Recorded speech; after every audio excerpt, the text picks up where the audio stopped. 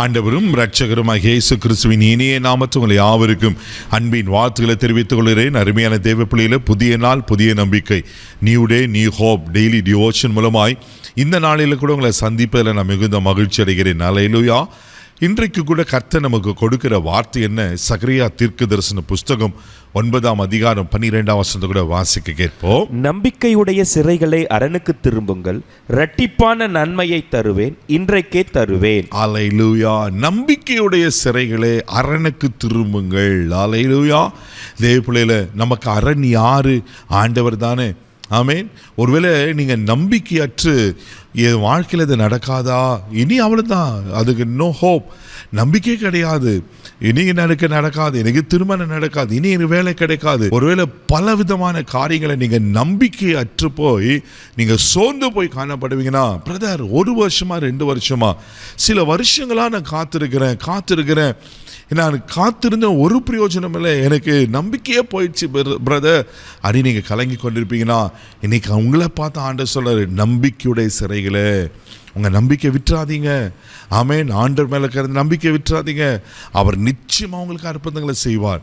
அரணுக்கு திரும்புங்கள். அவர் தான் நம்மளுக்கு அரணா இருக்கிறாரு, அவர் தான் நம்மளுக்கு பாதுகாப்பா இருக்கிறாரு. சங்கீதத்தின் புஸ்தகம் 9ஆம் அதிகாரம் 10வது வசனத்தை கூட வாசிப்பீங்கன்னா இப்படியா சொல்லப்பட்டிருக்கு. வாசிக்க கேட்போம். கர்த்தாவே, உம்மை தேடுகிறவர்களை நீர் கைவிடுவது இல்லை, ஆதலால் உமது நாமத்தை அறிந்தவர்கள் உம்மை நம்பி இருப்பார்கள். ஆமே. உமது நாமத்தை நம்பி இருப்பார்கள், உம்மை அறிந்திருப்பார்கள். இதே பிள்ளைகள அப்போ அவர் நாமத்தை நாம நம்பி, ஆண்டவர் நீங்க தான்ப்பா எனக்கு பேல, நீங்க தான் எனக்கு அரண், நீங்க தான் எனக்கு எல்லாமே ஆண்டவரே அப்படின்னு சொல்லி அவர் மேல அவர் நாமத்தை சார்ந்திருக்கும் போது அவர் நமக்கு அரணா இருக்கிறார். ஹல்லேலூயா. எப்படிப்பட்ட அரணா இருக்கிறாரு? அதே சங்கீதத்தின் புஸ்தகம் 31ஆம் சங்கீதம் 4வது வசனத்தை கூட வாசிக்கும் போது இப்படியா சொல்லப்பட்டிருக்கு. வாசிக்க கேட்போம். அவர்கள் எனக்கு மறைவாக வைத்த வலைக்கு என்னை நீங்களாக்கி விடும், தேவரீரே எனக்கு அரண். அல்லேலூயா. யாரெல்லாம் உங்களுக்கு வலைய வீசி கண்ணிகளை வைத்து உங்களை அழிக்கணும், உங்களுக்கு விரோதமான காரியங்களை செய்யணும், உங்களை எப்படியாவது உங்களை நிர்மலமாக்க நினைச்சு பல விதமான வலைகளை வீசியிருக்கலாம். இங்க அழகா சொல்லப்பட்டிருக்கு, தேவரீரே எனக்கு அரண், நீங்க தான்ப்பா எனக்கு அரண். தேவ பிள்ளையில அவர் உங்களுக்கு அரணா இருக்கிறாரு. ஆமேன். அவர் மேல இருக்கிற நம்பிக்கை விட்டுறாதீங்க, அவர் நாமத்தில் இருக்கிற நம்பிக்கை விட்டுறாதீங்க. நிச்சயமா அவர்களை பாதுகாப்பார்.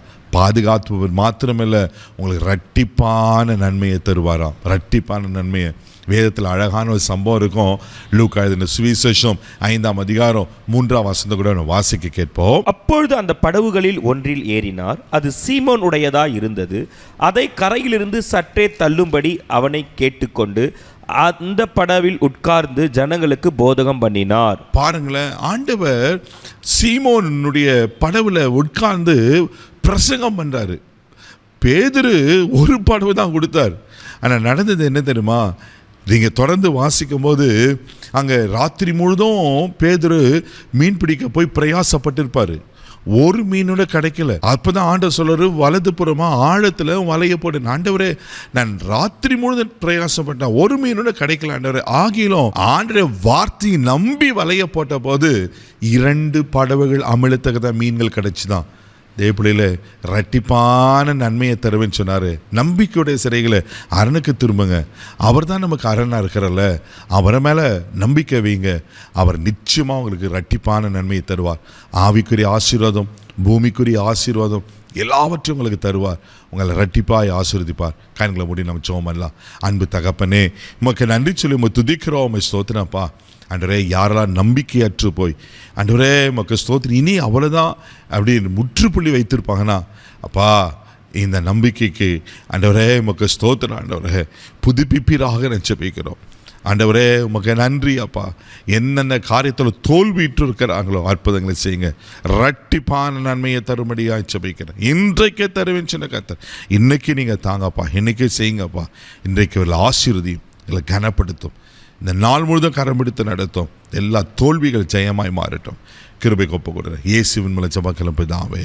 ஆமென். இரட்டிப்பான நன்மையை தருவார். தைரியமா போங்க. God bless you.